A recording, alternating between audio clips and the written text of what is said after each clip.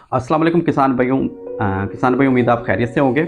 तो आज बड़े दिनों बाद जो है वो वीडियो बनाने लगा हूँ। तो इंशाल्लाह आगे रूटीन वाइज़ जो है वीडियो आती रहेगी। तो आप लोगों का जो भी मसला होगा इंशाल्लाह नीचे कमेंट में आप बता दिया करें।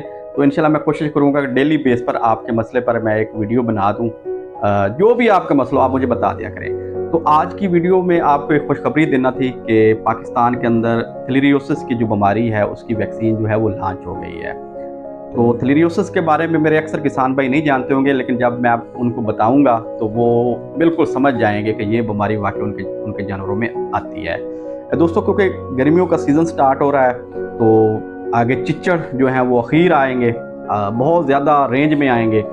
तो इन चिचड़ों की वजह से ये थ्लेरियोसिस बीमारी फैलती है।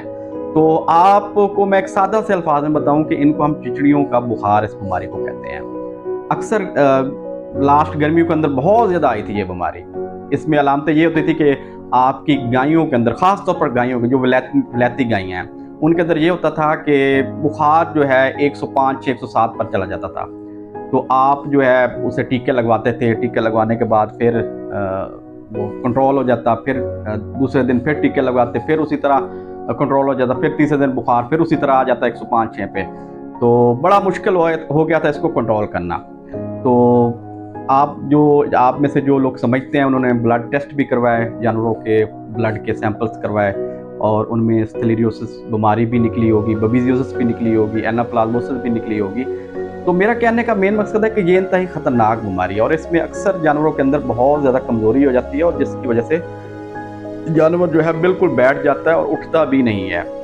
तो जब जानवरों के, क्योंकि ये जो जरासीम है ये बेसिकली एक प्रोटोजोआ है जिसका नाम थ्लेरिया है। तो उसकी वजह से, थ्लेरिया के नाम की वजह से इस बीमारी का नाम थ्लेरियोसिस रखा गया है। तो थ्लेरिया जो है, क्योंकि ये चिच्चड़ के अंदर होता है, जब चिच्चड़ काटता है जानवर को, गाय या भैंस को, तो ये चिच्चड़ के मुंह के ज़रिए जानवर के बॉडी के अंदर, खून के अंदर चला जाता है।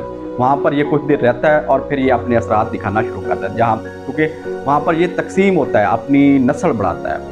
जब ये नस्ल बढ़ाता है तो फिर ये जो इसका टारगेट जो उज़्व होता है वहाँ पर जाकर ये अपनी जो है रिप्रोडक्शन करता है, अपनी नस्ल बढ़ाता है। तो फिर ये आगे बीमारी को भी बढ़ाता है। तो मेन मकसद है, पहला मकसद तो ये था कि हमने चिचड़ों को कंट्रोल करना था और चिच्चड़ जो है हमसे कंट्रोल नहीं हो पा रहे थे, क्योंकि हमारे जो किसान भाई हैं वो चिचड़ों को समझते ही कुछ नहीं है। हालांकि ये चिच्चड़ जो है इंतहाई ख़तरनाक, अगर ये बॉडी पर लगे रहें तो 48% तक हमारी जो है समझे सारा कुछ उड़ गया, दूध भी उड़ गया, खून भी उड़ गया उसकी। और अक्सर ये वजह भी थी कि जो जानवर हमारे हीट में नहीं आते थे या बार बार फिर जाते थे, तो वो उसकी भी वजह यही बीमारी थी। तो ये भी आप ज़हन में रखें। और बल्कि पिछले साल में अगर आपको सितंबर और अक्टूबर नवंबर में याद हो, जब गर्मियाँ ख़त्म होने वाली थी, तो उस वक्त अक्सर भैंसों में एक मसला आया था कि पूरे पाकिस्तान के अंदर भैंसों के अंदर बुखार नहीं कंट्रोल हो रहा था।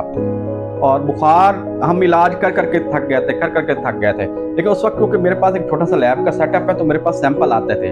तो मैं सैंपल जब टेस्ट करता था तो उसमें ये थ्लेरिया ही निकलता था। तकरीबन 95% एक महीने में मेरे पास 200-250 सैंपल आए और 200-250 सैंपल में से तकरीबन समझे कि 200 सैंपल तो पक्का थ्लेरियोसिस का था। तो आप ये सोच लें कि ये बीमारी कितनी ख़तरनाक है। और क्योंकि हमारा किसान जो है, आप भाई लोग जो हैं समझदार भी हैं और समझते भी हैं इस चीज़ों को, कि आप लोग हमेशा देर से आते हैं जब डॉक्टर जब जब जानवर का एंड आने वाला होता है। तो काइंडली इस बीमारी को समझें और आगे सीज़न स्टार्ट होने वाला है और थ्लेरियोसिस की वैक्सीन जो पाकिस्तान में लॉन्च हो चुकी है, तो काइंडली इसको लाजमी लगवाएं, लाजमी तौर पर लगवाएं। तो कोशिश करें कि थ्लेरियोसिस की वैक्सीन को आप ज़रूर लगवाएं, अपने वेटरी स्टोर से जाकर पता करें। तो ये इंशाल्लाह उम्मीद है पाकिस्तान में पहली दफ़ा लॉन्च हो गई है। तो जानवरों को बचाएं, थ्लेरियोसिस से बचाएं और ख़ुद भी खर्चे से बचें। तो उम्मीद है मेरी वीडियो आपको अच्छी लगी होगी। तो आप नीचे जो भी आप क्वेश्चन करेंगे नीचे कमेंट में लिखें, तो मैं आपको इंशाल्लाह डेली बेस पे आपको वीडियो की शक्ल में जवाब दे दूँगा। तो मिलते हैं नेक्स्ट वीडियो के साथ। दुआ में याद रखिएगा। अल्लाह हाफ़िज़।